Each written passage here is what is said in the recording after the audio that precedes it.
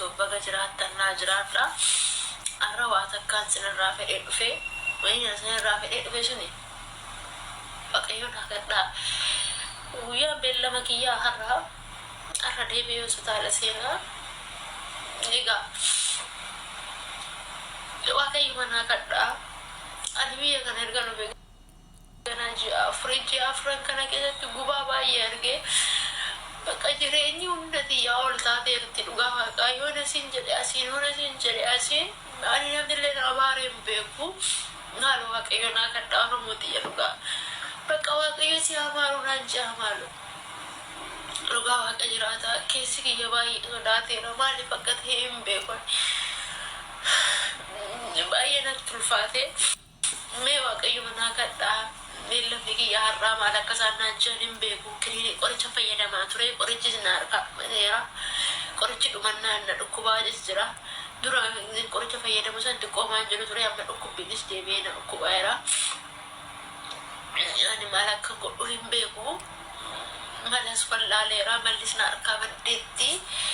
Mee akkuma amantaa keessaniiti hundumti keessanii mee Waaqayyo hakadhaa Rabbii jedhaati dhugaa. Waaqayyo si hamaaru naan jaame. Barri jireenyaa kee milkaa'u naan jaha. Maaliif akka milkaa'ina na oogeen beekun erga hojii dhiisee ji'a lama guuteera erga manatti deebi'ee ji'a lama guuteera. Ji'a lamaan kana keessa haati xiyyaa abbaan kee na bira jiraataniiti miti dhugaa. Baay'ee jira biyya ormaa kana keessatti. Egaa Oromooti jalakki Waaqayyo hakadhaa dhugaa. Maaliif akka ta'e hin beeku natti ulfaateera barri kun. Akkam jirtu Oromooti jirtu baga jiraatannaa jiraadha. ደግሞ ማበርቺ እናቴ ጉልበቴ አቅሜ ኮነሽ ብርታቴ አላውቅም ካንቺማ ሌላ እናቴ ባይተዋር ብቸኛ ነኝ በእውነት አግዢኝ ደግሞ ማበርቺ እናቴ ጉልበቴ አቅሜ ኮነሽ ብርታቴ አላውቅም ካንቺማ ሌላ እናቴ ባይተዋር ብቸኛ ነኝ በእውነት።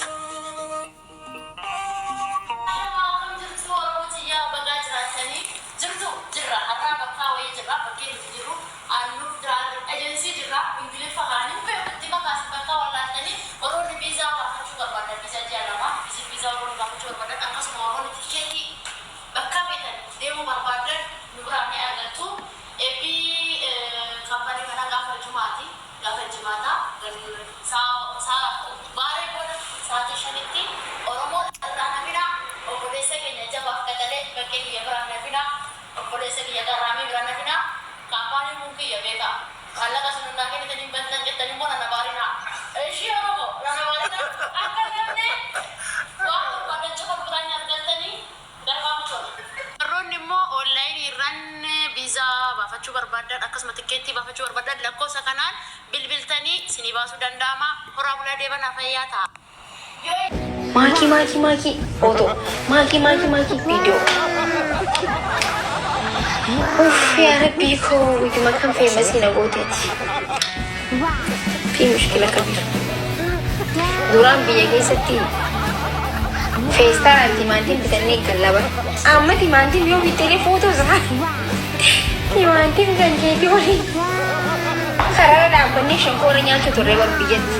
Amma karaa dhaabbatee shonkoora maaliin nyaatta shonkoora keeti waliin feesbuuk irratti argame. Karaa kanneen.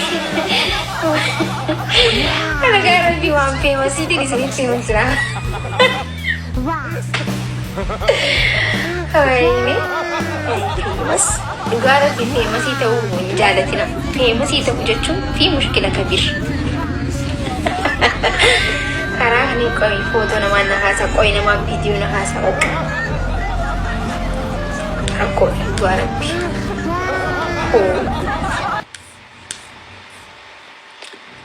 Mana sargii giseen deemu wallahi kamatteechini daran jechuun fedha giseen mana sargii dhaqu. Mana bilbila sirrii laayifii irra hin jira warri na bilbiltan laayifii gubbaa. Guys amma akkas taphachuun fedha garuu bakka asuutu mattaa'ee ilaalan taphadhu. bara osoo lubbuun tiyya beeksise taphadhu lubbuun tiyya naan jettu jechuudha. Maaliif ni beektanii? Ajandaa ta'uu jibbuufi. Namni waan lubbuu isaan fedhe abbaan fedhe haasa'u dantaadhaa waraabbatan fedhan viidiyoo haasan I don't care garuu ni jira miti jechuun namni qaawuma kan kee kan lolatu kanaan illee ajandaa si godhatan waan rabbii sii kanne yoo akka lololtillee ajandaa si godhatan jechuudha. Saniif ajandaa ta'uu jibbaafi malee I don't care viidiyoo footoo maal rakkoon hin jiru garuu የኦሮሞ መሬት ማለት ነው። እንጨቱም ኦሮምኛ እንድናገር እናደርጋለን። ውሃውም ኦሮምኛ እንድናገር እናደርጋለን። የኦሮሞ ሀገር ድንጋም ኦሮምኛ እንድናገር፣ የኦሮሞ ሀገር ዳገትም ኦሮምኛ እንድናገር ማድረግ አለብን። የኦሮሞ ሀገር ዛፎቹም፣ የኦሮሞ ሀገር ወፎቹም፣ የኦሮሞ ሀገር አውሬዎቹም ኦሮምኛ እንድናገሩ ማድረግ አለብን። ኦሮሚያ ላይ የሚሰራ ኦሮምኛ ብቻ ድንጋው ምኑ ተፈጥሮ ሁሉ ችግር የለውም። ውሃም ሲሄድ እኮ ውሃው ይላል አይደል ሲሄደው። አሁን ኦሮሞ እያለ ቢሄድ ምን ችግር አለ? ከብቶቹ ባ ይላሉ አይደል? አሁን ደግሞ ኦሮሞ እንዲሉ እናደርጋለን። ፍየሎቹ ይላሉ አይደል? አሁን ደግሞ ኦሮሞ እንዲሉ ማድረግ ይቻላል። በጎቹ ባ ይላሉ አይደል? አሁን ደግሞ ኦሮሞ እንዲሉ እናደርጋለን።